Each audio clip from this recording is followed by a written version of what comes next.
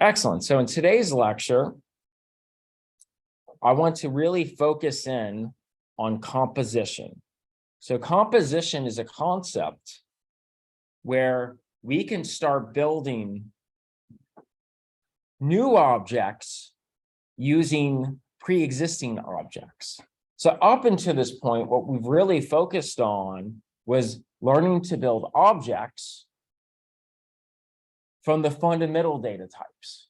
Like, for instance, when we built an account, we used strings, text data, we used doubles, right, to represent the monetary value that's held in the account. We used, I think, a string to represent the pen, right? But at the end of the day, those were all the very fundamental data types that we discussed on like the first or second day of class. But there are often times where you start building out a class where it makes sense to use another class as one of its properties. And that is completely and totally viable. Our classes can have any number of instance fields, any of those instance variables, and those instance fields can be of any data type. So it doesn't have to be just a primitive data type. It can also be a reference data type. We've already seen how it can be a reference data type in the form of a string, but it could even be a user-defined reference data type in the form of, like, say, for instance, the account class that we built, or let's say a player class that you have built, or a position class that you have built. And so I guess the way that we usually refer to the relationship when we start talking about building a class using another class, especially when the secondary class, when that other class is part of the properties of our new class, if it's part of one of its instance fields, then we say that that has a relationship. That means that our new class has a property that's defined by the other class that we're trying to use.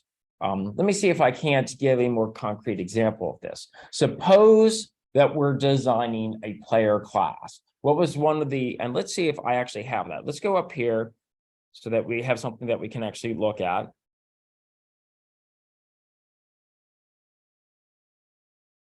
This is a really big slide deck at this point. Okay, here. So suppose that I have a player class here, right? And we looked at this many lectures ago, maybe about a few lectures ago.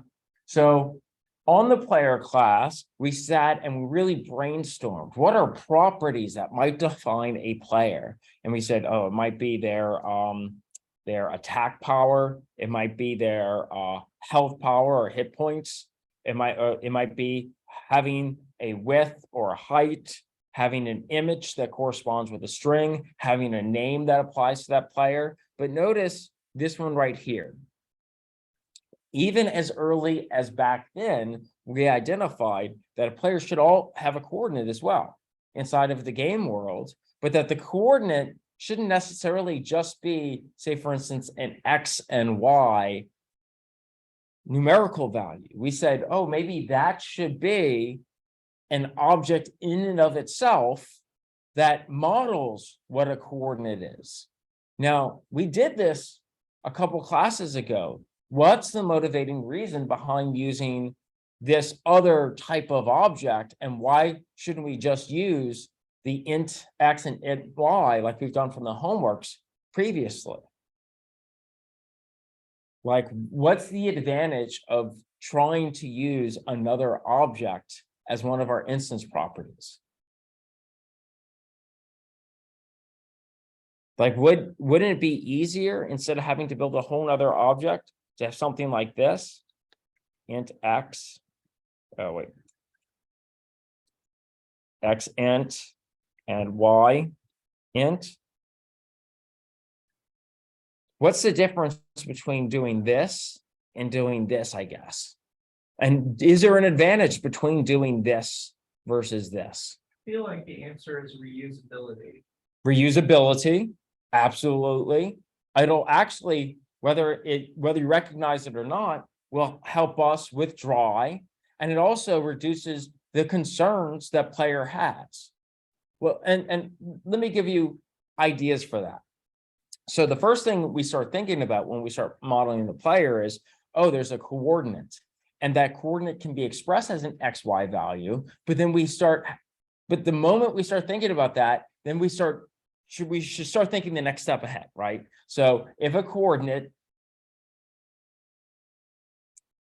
has a valid or invalid state, right? And actually, we start jumping into places we shouldn't be going with a player. Like the moment I say a player should have a coordinate, I shouldn't have to think deeper on that.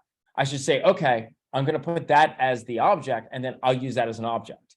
But I've opened up the can of worms, so to speak, right? So I said, okay, well, what is a coordinate? But now I'm starting to talk about coordinate related stuff while I'm inside the player, right? So then I can unpack the concept of a coordinate into player and say, it's an X and Y.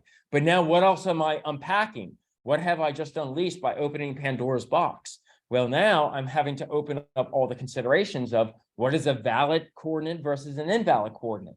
And then the motivation here is, should these be considerations I have to take up when I'm designing a player? No, right? A player should not be responsible for knowing what a valid and invalid coordinate is, because if I do take up those problems inside a player, and then I go to design a monster, and I decide that a monster also needs to have a coordinate, and I've already unpacked the logic for coordinates inside of players, I'm gonna have to unpack all that inside of monster as well. In fact, everything that's going to require a coordinate is now all of a sudden going to have to be responsible for checking validity states, valid states for a coordinate or not. And none of that should be the role of player or monster or item or all these other things. In fact, you're going to start getting a lot of replicated knowledge, a lot of replicated checks, you're going to be violating the drive principle by checking each individual class whether that X and Y coordinate is valid before that player moves there.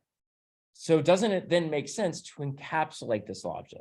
Encapsulation means to hide this logic, to pull those responsibilities away from things like player and monster, pull it into a one coordinate class, let it do all the work of maintaining an X coordinate, maintaining a Y coordinate, and then checking to see if it's proper, if it's valid. And then everything else can just have an instance of a coordinate. And it doesn't have to worry about any of that stuff. It can just know I have a coordinate. So do you see the motivation? And so that concept then that a player has a coordinate, and a coordinate isn't this fundamental type. It itself is a thing that we've modeled and spent a lot of energy thinking, what are its instance fields and what are the ways that we can mutate it that can resolve into both the general valid state, but could also lead to invalid states. And then we check against and we protect it, right? We test against it. And then once we've created a coordinate object that we feel confident in, we can then use it inside of player. We can use it inside of monster. We can use it instead of item. And now none of those classes have to be concerned with how it works. It just knows I have a coordinate. I'm going to set it in here. And if at any time player tries to violate the rules for coordinate will then throw that exception to player. And then we have a nice, robust software ecosystem where nothing is fragile and nothing is prone to a massive breakdown that can lead to erroneous behavior. And again, so the idea here is a has a relationship is referring to composition. Composition means we can build more complex classes using smaller, simpler classes. In this instance, a coordinate is a smaller, simpler class, and this player class is more advanced, but it just so happens it needs to have a coordinate as part of what it itself models. So we'd say a player has a coordinate, a monster has a coordinate, an item has a coordinate inside of our game world. So the concept of that has a relationship is going to be important, because next class, I'm going to introduce the concept of inheritance, which is going to be an is a relationship. And there's going to be questions, certainly on the Unit 3 test, that has you identify and distinguish the difference between a is a relationship and a has a relationship. Okay, is there any questions about that?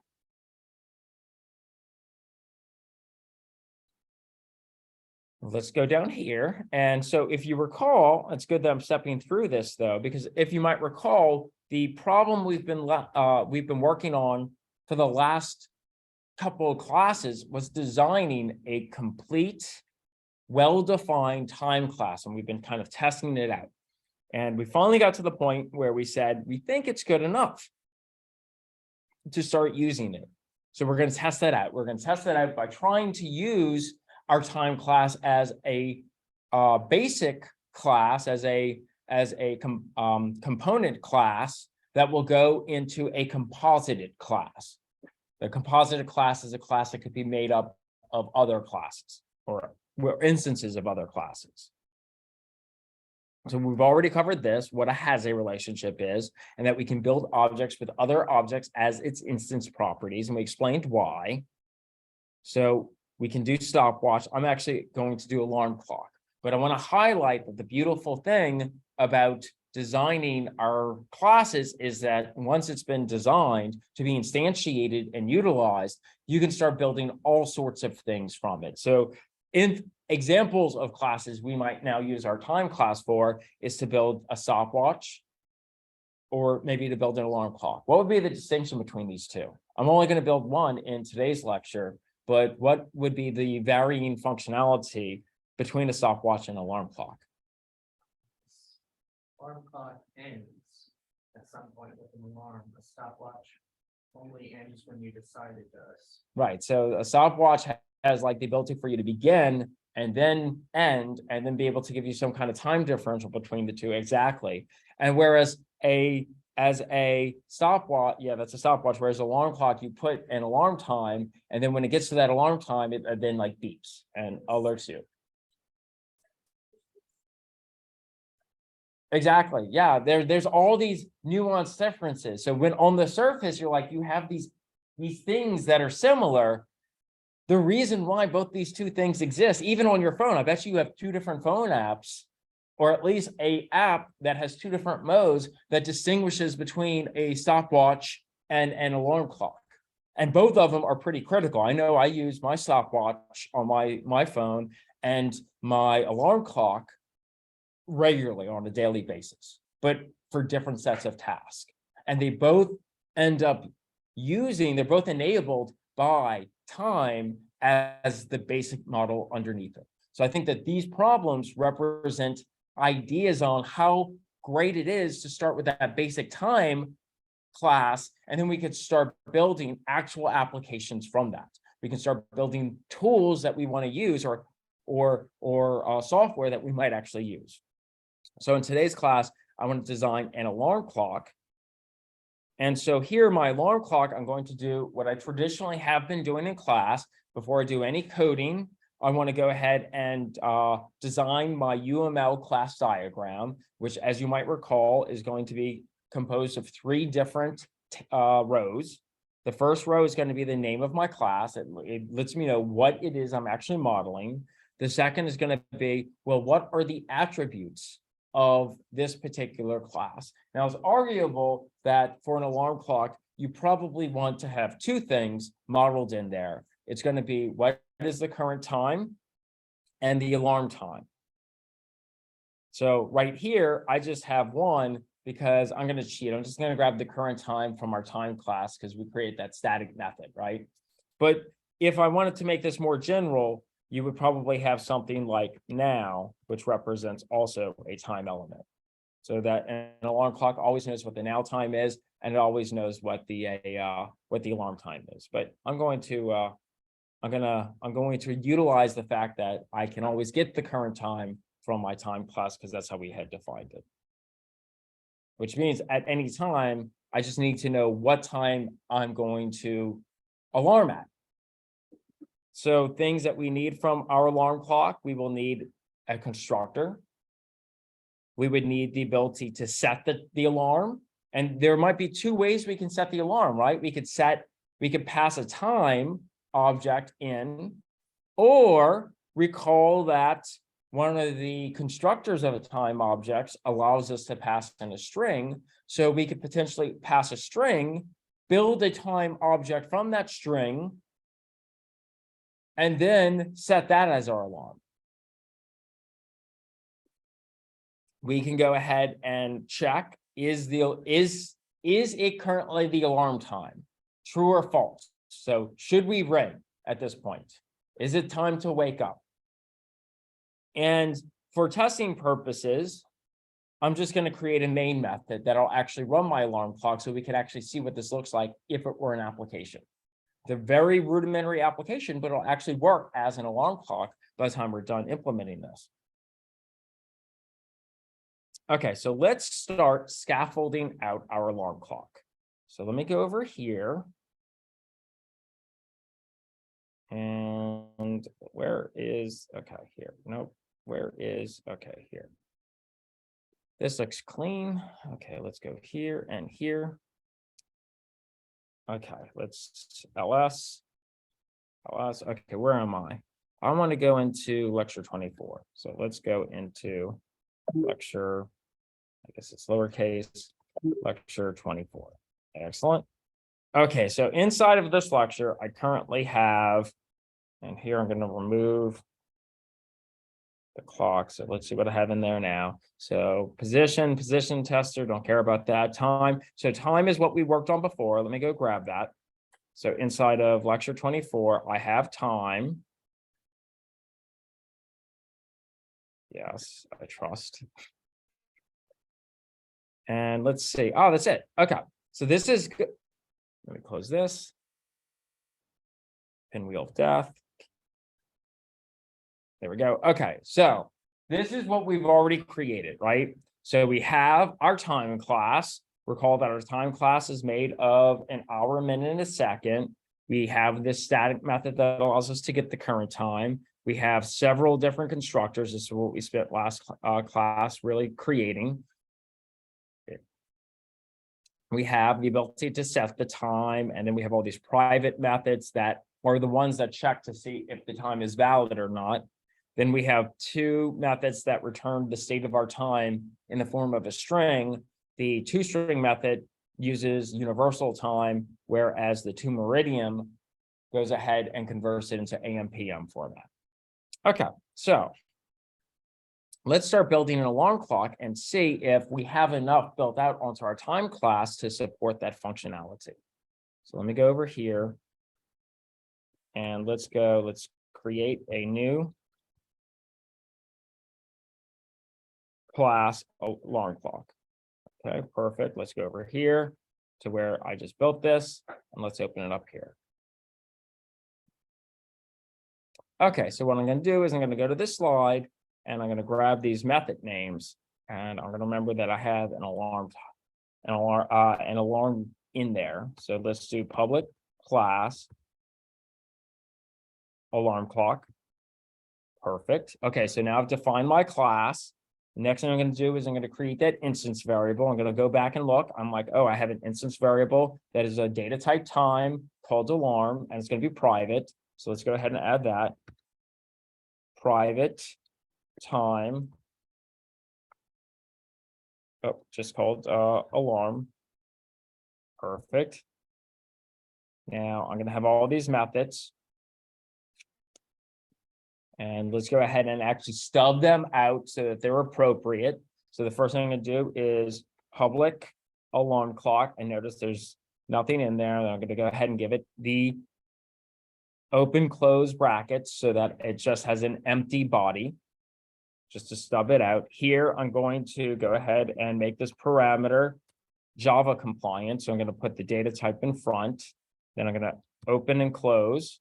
And so here I'll make this public, and this doesn't have a return type, so I'll make it void. Let's see here, I'll make this public. I don't see a return type on the tail end, so I'll make this void. And then I'll make this Java compliant inside the parameter list by moving the data type to the front, and we're moving it here. And then I'll give it an empty body. Excellent. And then here I see I do have a return type. I'm going to cut that. And I'm going to do public Boolean, and now I'm going to give it a empty body. Since it does have a return type, I'm going to just give it a dummy value to return. So let's just return false for now. And then finally, I'm going to have my public static void main, and I'm gonna just make this Java compliant, put my data type in front. Excellent. And now I'll just go ahead and give it a body. So at this point, I now have an alarm clock that I have fashioned. And let's go ahead and just make sure that we can compile it.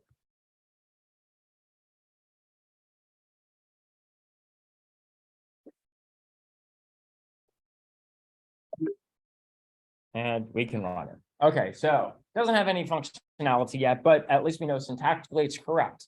So that's where we always want to start at, is code that can compile before we start adding any logic into it. Okay, so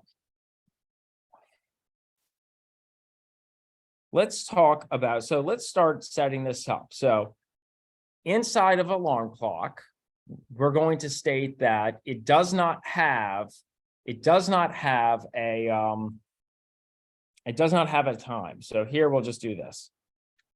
We'll just put that this time, whenever we start a new alarm clock, that it shouldn't necessarily have any time for the alarm. That should be something that's manually set.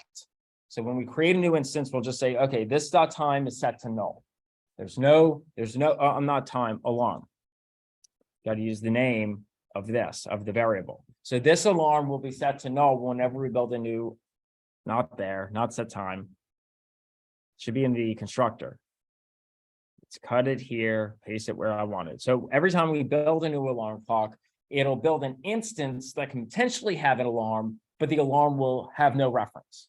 We want to manually set the alarm, even the first time we use it, so that when we create it, it just doesn't randomly start beeping, right? Like at midnight or something. Like probably not what you want. You probably want your alarm clock to start with no reference time, and the end user is forced to give it a reference time. Would everyone agree with that functionality? So it makes sense in this instance for a constructor just to set the alarm to null. Which means that the set alarm method is responsible for either initially setting or overriding whatever the current time that's saved in the alarm time is for. So let's see, there's one of two ways we can do that.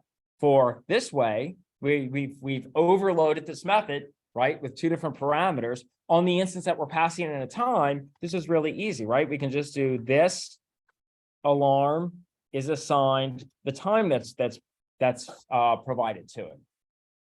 So notice this is how we use composition in action, right? We spend all that time designing time, that time class, and here we're setting it into our composite class, into our alarm clock class.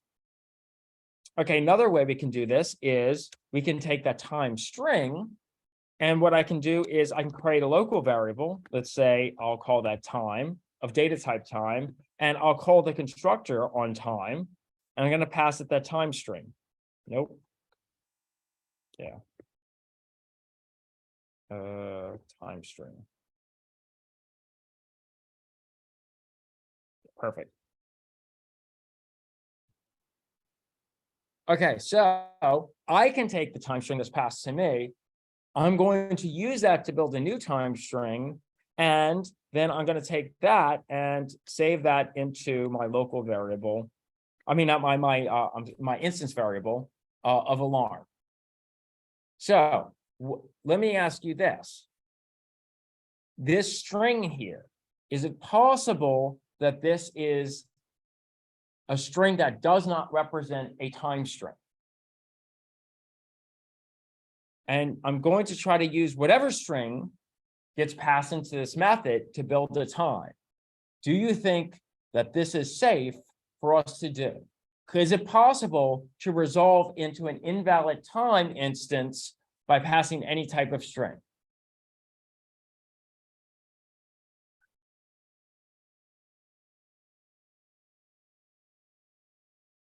Right, so I'm just, because think about what we've been doing previously. So I have this time string. I'm just going to pass that time string to the time constructor. Is that safe or not safe? It might not be safe. Like, what if I pass in the string hello world? Is that a concern What if I do pass in the string hello world to my alarm clock set alarm? It's going to pass that to the time constructor's constructor, right? Well, what's the time constructor's constructor going to do with that string that says hello world and not have an actual like format of time in there? Let's say, let's suppose we go into our constructor here that uses a string. Well, we hadn't checked on this, but here, ideally, we would be protecting against that inside of our time class. So the idea is that alarm clock doesn't have to worry about what's safe or isn't safe. It's just going to take the string and pass it to time and say, here, try to build a time off of this. And if time can't build, since we've already designed time, so it checks to see if something's valid or not valid, it would kick out an exception to this method if that string wasn't valid. And then this method would instantly, since it doesn't try to catch it, would instantly throw that exception to the next thing. So the beautiful thing about us putting all that exception throwing in our time class is now every class that's using it to build on top of it doesn't have to worry about what is a valid time string or what is a valid time integer or any of that other stuff. It just tries to blindly do it. And if it doesn't work, it kicks that exception up that you've already designed. Again, one of the beautiful things about building using basic classes and then building on top of that, because you get this cascading domino effect. So that means my implementation in alarm clock is much simpler. I don't have to do all the considerations for this implementation that I had to do when I was designing my underlining time class. Does that make sense? I don't have to double my workload.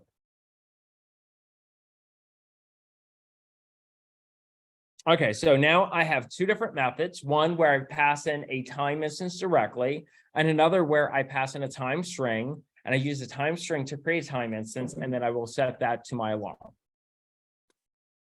Okay, the next thing that I'm going to do is check to see if it's an alarm time. How do I do that? How do I know if it's an alarm time? Well, I can do this, right? I can check to see, I can get the now time, right? So my now time is equal to time dot get current time, right? So I can always get the current time from the static method that we've already defined in our class. And then I can get this time. So I can also get like my alarm time,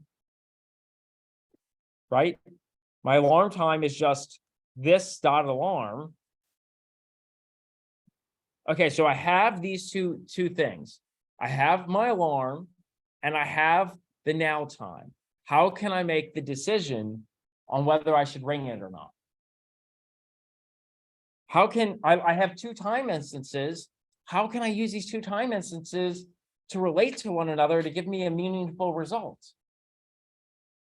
Well, let's look at our time. What do you think? Like, what are some observations we should be able to do here? Now that we have two time instances.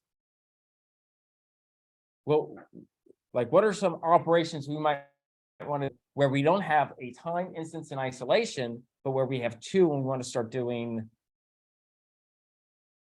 kind of evaluations between two?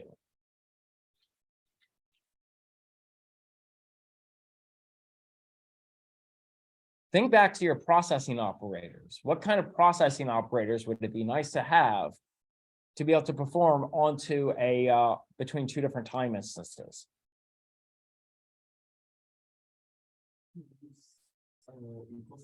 Yeah, wouldn't it be great to be able to see if one time is equal to another time?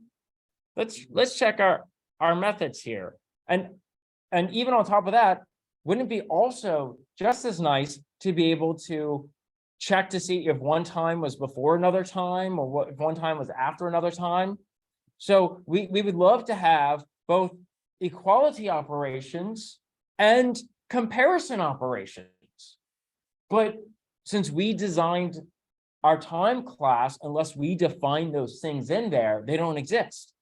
Because relational operators, equal operators, those only, or equality operators, those only work with the primitive data types. because it's predefined inside of the JVM.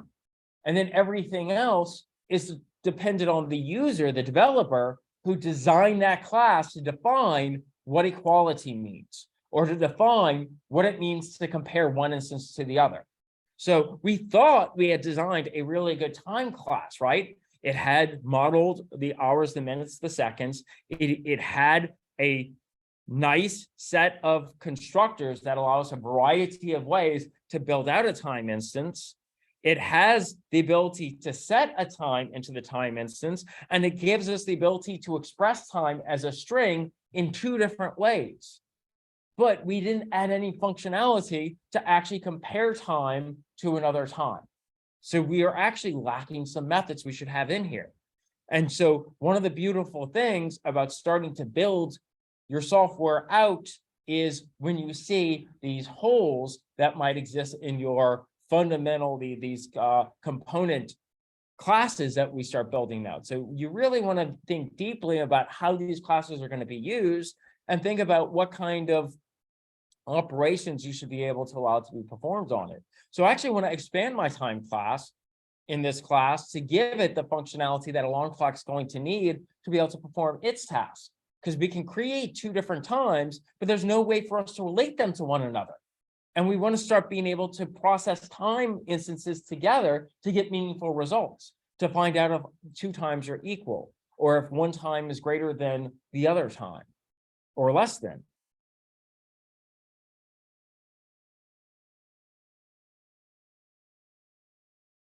So yeah, that brings us to the missing methods. Show why equal method should be included in the time class, and what does it mean for time to be equals. Show how a CompareTo method should be included in the time class, and what does it mean to compare times to one another. So let's talk about this. What does it mean for a time to be equal to another time? Since we designed time, what are the properties of time? Do you remember? Without having to go back to the UML diagram. How many properties, how many instance properties does each time instance have?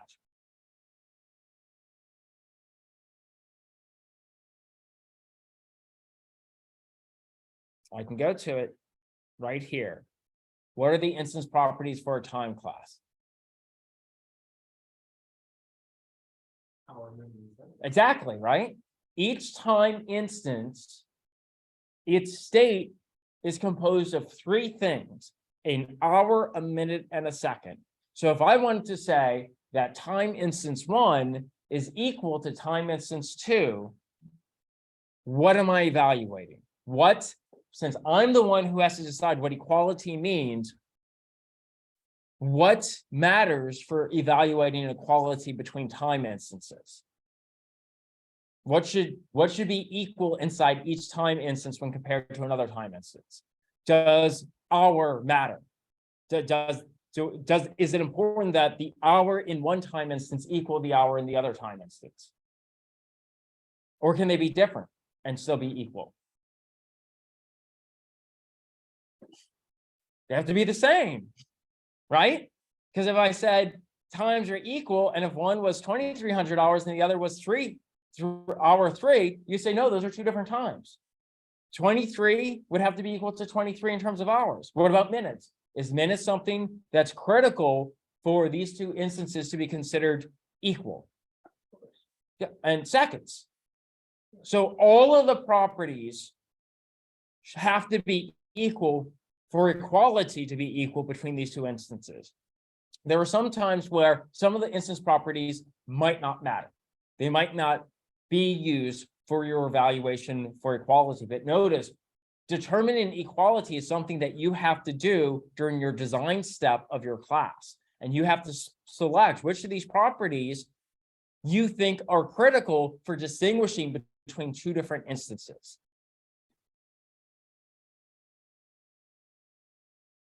Okay, so let's go here then.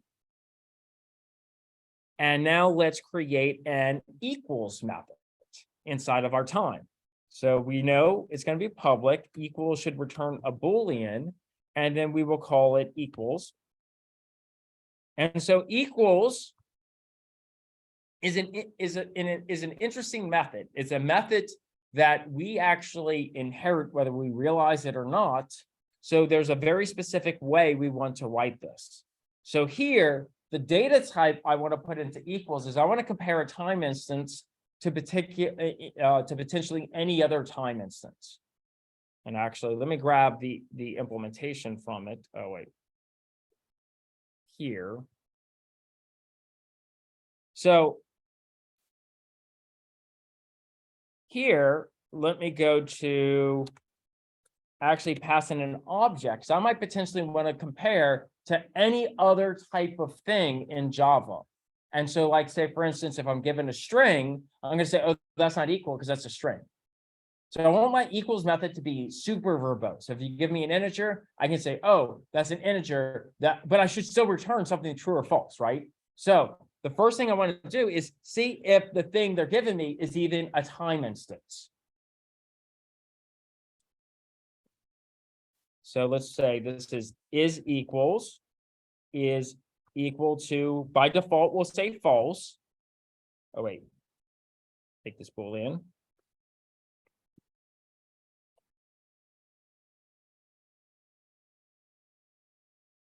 Okay, so here I'm going to check if, so the parameter I'm going to put in my equals is going to be of data type object. Object is the most generic of all types of reference types. So object is the grandmother of all types in Java. So everything is an object in Java. We'll learn more about this next class when we get into inheritance. But the beautiful thing about labeling a reference type as an object is it will accept anything in this parameter now. It could be a string, it could be an integer, it could be a floating point number, it could be a time instance, it could be a player instance. And this allows us to actually have an equality operator that doesn't care what the data type, won't throw an exception because you threw in the wrong type. There's no mismatch type exception here. It will take in anything, and then we can compare it to give it true or false. It's equal to this thing. But the first thing I want to do then is check to see if it is a time instance and not like a string instance or a player instance or an alarm clock instance. So I'm going to take my object. So if my obj, my object, is an instance of, so there's this new operator we haven't seen before. This is a binary operator where on the right-hand side, we can put a variable that's, or a literal value of some reference type. And on the right-hand side, we could put a class name or a data type. And this will return true or false. If object is an instance of time, it will resolve as true. If it's false, then it'll resolve as false, right? So notice all of our keywords in Java show up in my highlighter, in my syntax highlighter as this like blue color. So now I'm going to give this a property, and now I'm going to create a new. Now I'm going to create a new local variable inside this if block that's going to be of data type time, and I'm going to cast it. I'm going to say, okay, let's cast this object because it's of data type object right now. Let's cast that object into a time object. Okay, so now I can start doing comparisons. So now I can check, is this other time equal to my current time? And so here, let me do this. So I'm going to put, as of now, I'm going to assume my is equals is now true because it is of data type time. But now I need to check the hour and the minute and the second, because all I've done is check to see if the data type that got passed in is the same. So how do I get the value? How do I get the hour? How do I get the minute? How do I get the second from the other time instance? Do I have access to it from inside this time instance? Well, is it my actual? No, never mind. All of my instance variables are private, which means though, even though both time instances are instances of time, they have their own private set of instance variables. And so this current time instance that wants to compare to this other time instance doesn't have access to any of the data in the other time instance. That limits us. That's why we depend on what are called getter methods.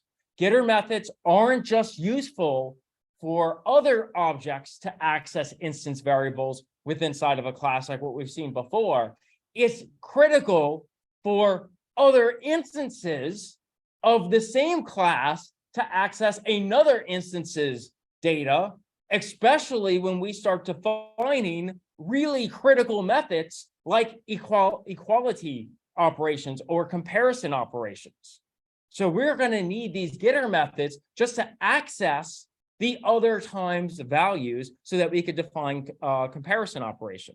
So let's add that in.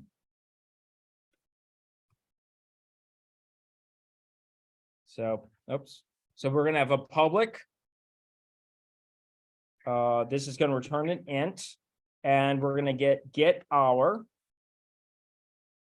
And this is going to return this dot hour. We'll create a public int get minute. And this is going to return the minute.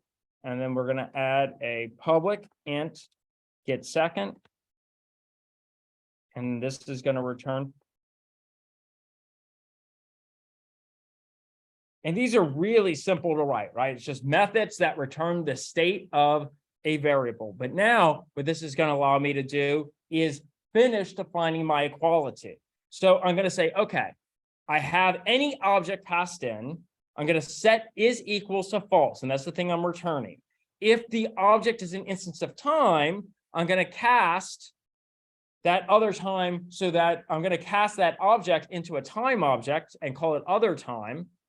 And here I'll just call it other just to make it a little bit less work I have to put in on myself. And then now I'm going to set is equals to true. But now I'm also going to use compound assignments.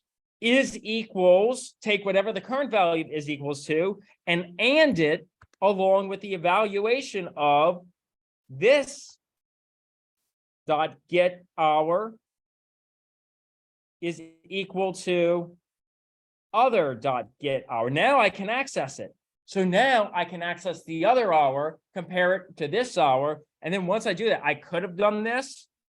I could have done this because I have direct access to it inside here, but I prefer to use the getters once I do that because it's more consistent. It's more readable. So I'll get this get hour and other get hour. And if these are false, then is equals is false, right? If these are true, then the resulting value is going to be true. Let's do the same thing with this dot get minute equals other dot get minute. And then let's do that also with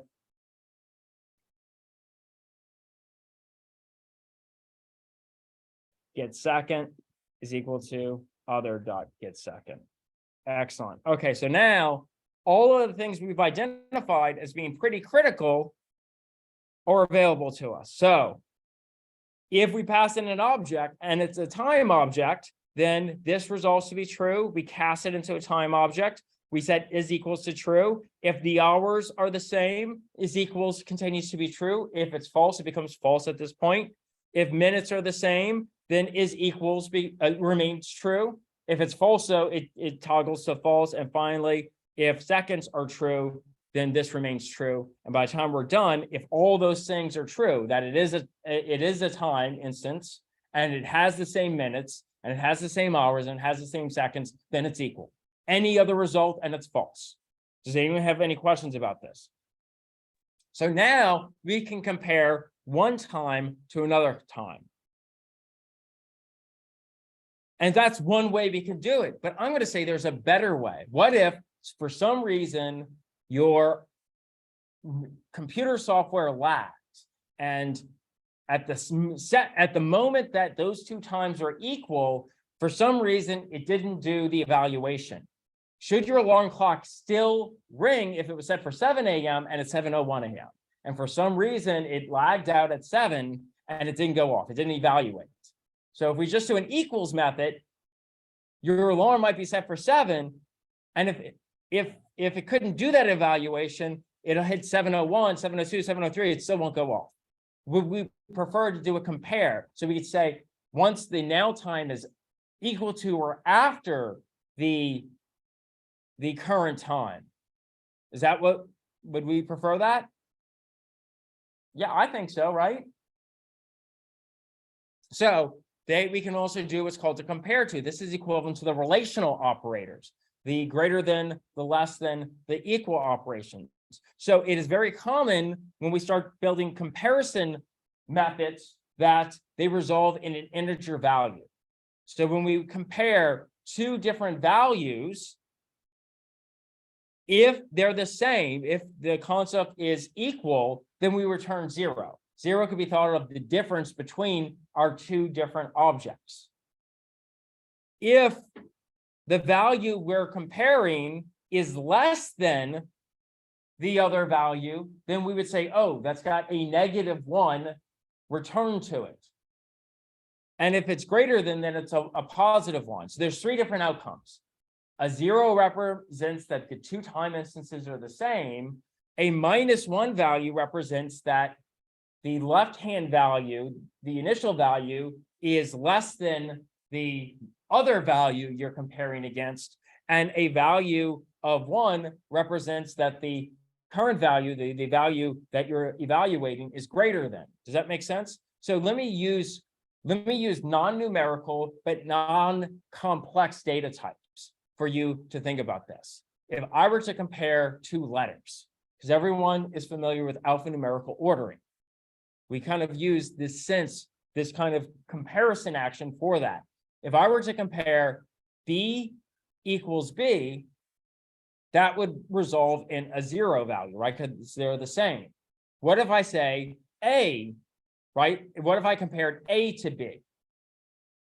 A is my initial value. B is the value I'm comparing to A. What should that resolve to? Out of the rules that I have stated here. So A compared to A would resolve to what value? 0. A compared to B should resolve into what numerical value? -1, right? Well, look at this. Look at rule. What we want to do is look at rule number 2, though. So if A is the X and B is the Y, then A is less than B, so it would resolve in -1. So what if I flip that? B compared to A. That's going to be a +1. That represents that the B is bigger than the A, whereas the A is smaller than the B. When it's smaller on the left-hand side, then it produces a negative value. If it's greater than, then it produces a positive value. Think of it almost as a form of subtraction against each other, a form of addition from each other, right? So this might be able to be expressed as y minus x. This might be expressed as, well, y minus x, right? Both of those, and this might be able to be expressed as y minus x, right? And so if this is smaller and if this is larger, that's going to produce a negative outcome. If this is larger and this is smaller, this will go ahead and produce a positive outcome, right? Okay, so does anyone have questions about the concept that drives this CompareTo method? Okay, so I'm going to copy this and then we're going to walk through the code because I don't want to have to type this all out again. Okay, so let's cut and paste as we need. So I'm going to cut and say, I'm going to create now a method, an instance method inside of my time class that not only allows me to check equality, but compare 2 time instances together and determine if this time instance is the same, less than, or greater than some other time instance. So I'm going to return back an integer value. My integer value is either going to be 0, -1, or +1, determining on how that comparison works. And then I'm going to return that result. So right now, I'm just going to stub out that implementation. So the next thing I'm going to do, let me cut out some more things, is I'm going to build a strategy here. My strategy is I can easily do this comparison against numerical numbers. And since all of my data inside of my time instances are by nature integer numbers, in fact, we can almost think of time as having seconds be lesser than minutes and minutes lesser than hours. And since they roll into each other, I can just concatenate all those into one big integer number. Does that logic make sense? So the first thing I'm going to do is I'm going to use string.format, and I'm going to take the hour, take the minute, take the second, and I'm going to make one string out of it, where at the very left hand of the string is the hour, in the middle of the string is the minute, and at the end of the string is the second. And I'm going to do that for both this string and the other time string. And I'm going to use those get hours, those get minutes, and those get second calls to be able to access that. So does everyone understand what I'm doing on line 14 and line 15 now? Those look like big lines, but it's relatively simple. It's kind of like what we're doing with the two-string method, but without the colons in between, just so that we can build something that represents nothing but numbers. So is everyone good with that? Okay, so the next thing I'm going to do is I have these strings that are nothing but numerical data. I can use the integer class. It has a static method in there called parseInt to convert it into an integer number. So now I've turned my this time string and my other time string into this time int and an other time int, where it's one big integer number that represents the hour, the minute, and the second.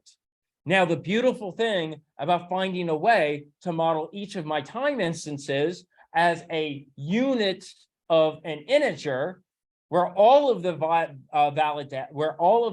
data properties are part of that, is now I can use the primitive relational operators to see if one integer is greater than or less than or equal to the other, right? So does everyone understand what I've done on lines 16 and 17 here? Does anyone have any questions?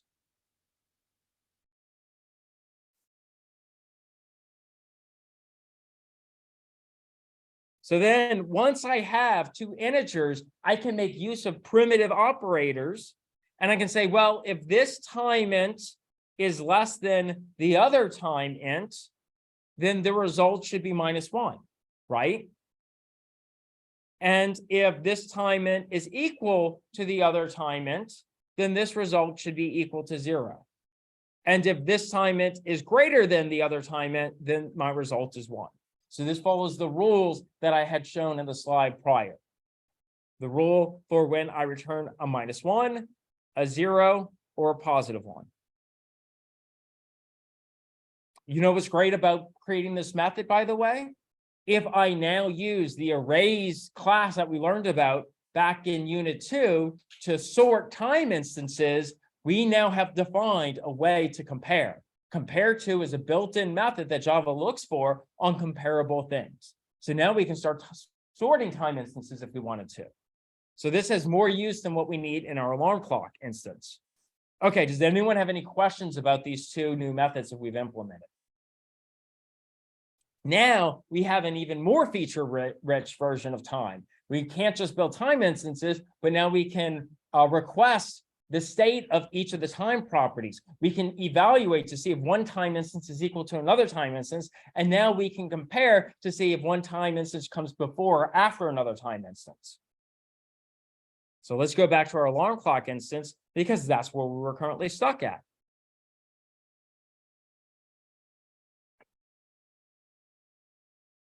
Oh. So in my alarm clock, let's put it here.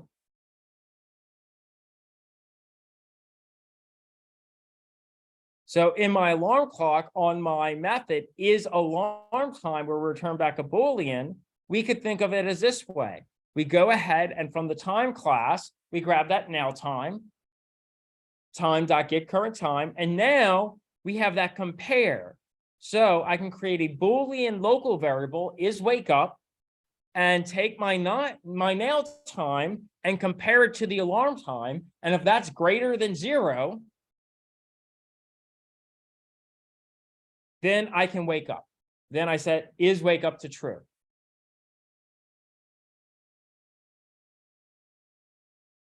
So does anyone have any questions? And we can only now do that because we've implemented the ability to start interacting, start relating time instances to one another. Does anyone have any questions about this?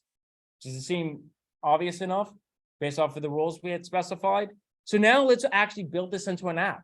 Let's actually define what we need to do in our main method. And you're going to see our main method is going to be very small, because so much of this work is encoded into our basic time class. So inside of my main method, what we're going to do is we're going to create a new alarm clock instance, right? We're going to call the constructor from this class, create a local variable that is an instance of an alarm clock. We'll just call it clock.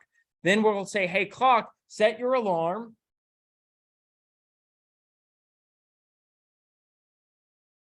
to, and you say it's passing the time string. This is my, it's letting me know what parameter I'm passing in there, but I'm going to pass in the time string because that's easier. And actually, let me do 12:14. Let's see if I can do this fast enough. Nope, we'll do 12:15. So this will be the alarm for when the class ends effectively. So then while the alarm clock is alarm time, that returns true or false, right? That's this check. So until the is wake up time hits true, I'm going to keep repeating this empty process. So I'm going to keep running a while loop that does nothing until it resolves to be false. And once it does, I exit the while loop and I'm going to say, wake up, it's this time. So let's get here. Let's compile my alarm clock. What does it not like? Time. Cannot find symbol. Time. Oh, do I not have that inside of my time? Oh, Lord. I thought we had, let me see. Let me check my time. Do I not have? Oh, my. Let's go get the other time. Let's get this time class here and get our empty method. So somehow the one from the other lecture did not get, I guess it was kind of towards the end when we had put that in there. It was here, get current time. So let's give this method that we covered last class, the very end of last class, into here. Well, it's there, get current time. Let me see what my error is here. Wake up method, get current time, location class time, some messages. Let me make sure it's, yeah, I mean, that looks fine to me. Let me make sure that it's get current time. Clear. Let's do this one more time. Okay. Oh, new time string. So it doesn't like this. Okay. But that should be fine. Let's see here. We have time string. That should be fine.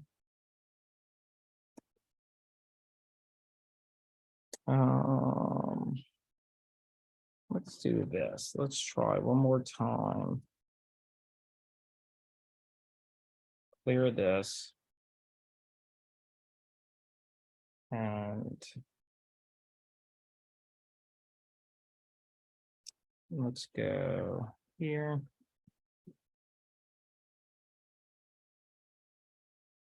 Set this to 12:17. Always going to get your small hiccup bugs in the middle of live demos. Okay, so now we'll run this, and ideally, once we hit up, there it is, wake up, it's 12:17:01, which is what my system time now shows, but not here, I guess. Oh, yep, it was just locked in from updating the time here. So yeah, that's awesome.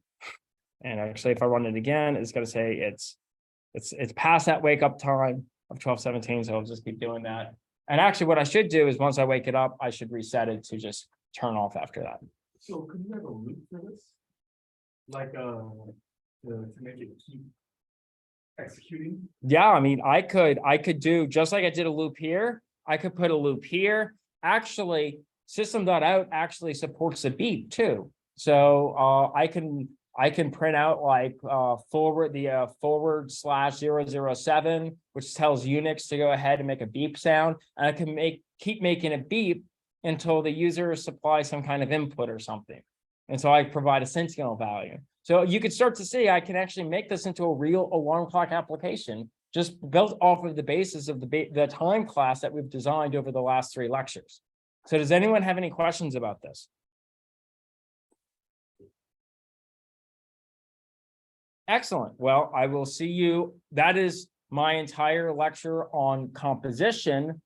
Here, I hope you all saw the value of being able to build a more complex object using a simpler object, but I also hope you see the value of why we want to rigorously test our simple objects so that they can be expanded without much complexity. We will move into inheritance next class. And then, yeah, we'll follow up with inheritance, polymorphism, abstract classes, and interfaces over the next 3 classes. So excellent. I will see you all on Tuesday.